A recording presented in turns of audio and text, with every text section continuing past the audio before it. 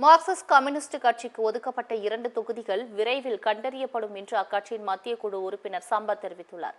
சென்னை அண்ணா அறிவாலயத்தில் நாடாளுமன்ற தேர்தல் தொகுதி பங்கீடு குறித்து திமுகவிடம் சிபிஎம் கட்சியின் குழு பேச்சுவார்த்தை நடத்தியது.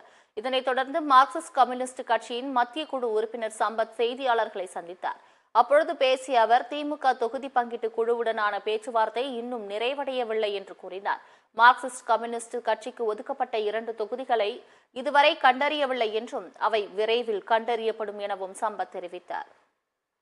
திராவிட முன்னேற்ற கழக பேச்சுவார்த்தை குழுவோடு இன்றைய தினமும் நாங்கள் பேச்சுவார்த்தை நடத்தினோம். தொகுதிகளை அடையாளம் காணுவது குறித்து விவாதம் நடைபெற்று வருகிறது.